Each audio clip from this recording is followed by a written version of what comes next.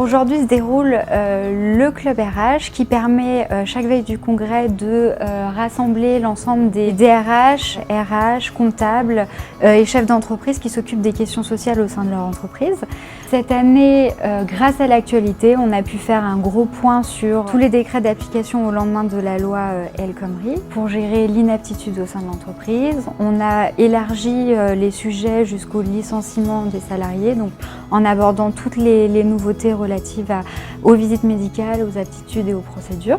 Depuis le 1er janvier, vous avez l'obligation de dénoncer les salariés qui commettraient des infractions routières. Ce qui est très important, c'est que toutes les solutions temporaires que vous trouverez pour ne pas licencier, il faut faire un écrit. Le mieux à faire, c'est demander régulièrement, éventuellement, une présentation du permis de conduire, de dire aux salariés en cas de retrait ou de suspension, il y a l'obligation d'informer. Il faut garder des traces, il faut dire attendez là j'ai reçu tant de contraventions, tout ce qui n'est pas interdit aux salariés est par définition autorisé, sauf abus.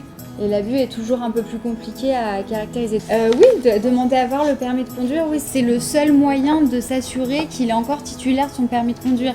C'est bien de le mettre dans le règlement intérieur, de le mettre, vous savez, dans les avenants de mise à disposition des véhicules. Sur le principe, on retrouve le déroulement du club des LRH comme on avait l'habitude de les vivre dans le passé, donc des choses très enrichissantes, des thèmes d'actualité. Un thème particulièrement intéressant qui a été traité ce matin dans le club, c'est tout le volet sur l'inaptitude et les examens médicaux où effectivement la législation a changé. À nous, dans nos entreprises, effectivement, de s'adapter à cette nouvelle législation. Le deuxième grand thème abordé dans cette journée du Club RH, c'est les forfaits jours, puisqu'il y a eu énormément de jurisprudence à ce sujet qui a remis en cause un petit peu notre convention collective.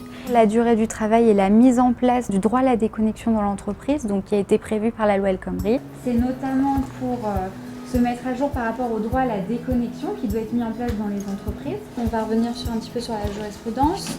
Donc Maître Boulzaguet, qui est une avocate spécialisée en droit du travail, intervient à ce sujet pour nous faire le point sur notre convention collective, ce que les entreprises doivent mettre en place, tant en pratique que sur le papier dans les avenants de convention de forfait jour.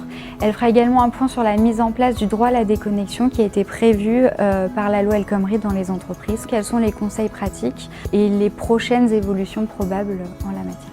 En tant qu'RH, on attend de cette journée d'avoir déjà une information sur les différentes thématiques en cours dans notre branche, d'avoir des retours d'expérience, de rencontrer d'autres RH, ce qui permet de ne pas se sentir seul dans son petit coin, surtout qu'on s'aperçoit qu'au terme des échanges, en fait, on a à peu près tous les mêmes problématiques. On se remet en cause, on se remet à niveau et surtout, on échange, on dialogue. L'avantage de cette journée de formation, c'est bien entendu d'une part de faire le point sur la législation en vigueur, sur les thèmes choisis, mais aussi et surtout d'autre part de leur permettre d'échanger entre eux sur leurs expériences qui enrichit considérablement la journée et me permet moi aussi de reprendre leur retour terrain pour ensuite leur donner des conseils avisés au quotidien. Satisfait, on a une équipe qui est dynamique et qui est très communicative.